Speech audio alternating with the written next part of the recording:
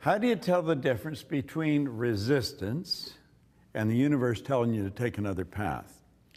Well, first of all, the universe will never tell you to take another path. The universe will only tell you which path to take.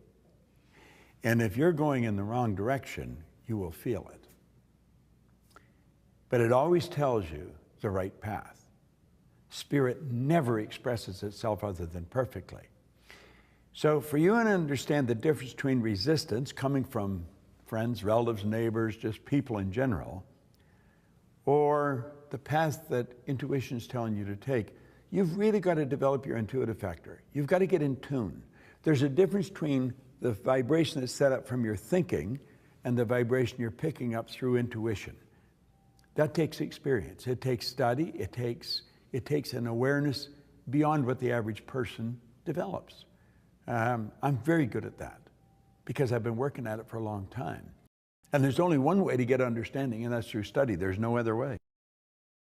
I have never reached that point. I know a lot of people do, and they start going in the wrong direction. You're dealing with infinite knowledge. That means there's no end to it. And so when we stop and think of that, and then think of what we know, we're going to realize just how short we're falling.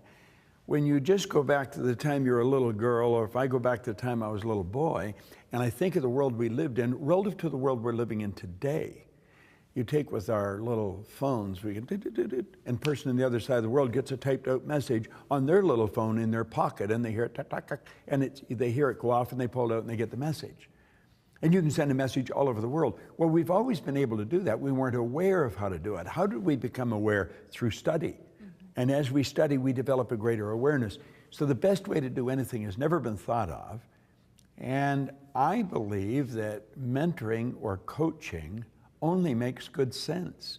If I've been studying something for 50 years, you know that you're going to benefit from what I've studied if I am a half-decent teacher and I know how to transfer that information. Why would you want to spend 50 years to learn something that I could give you possibly in a year or in 6 months? Well, it wouldn't make any sense.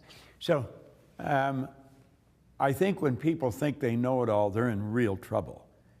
I have never reached that point. I'm acutely aware that I don't know that much relative to what I want to know. I always want to improve the quality of my life, and I know there's only one way of doing that. It's gain a greater awareness of life, of my relationship in life.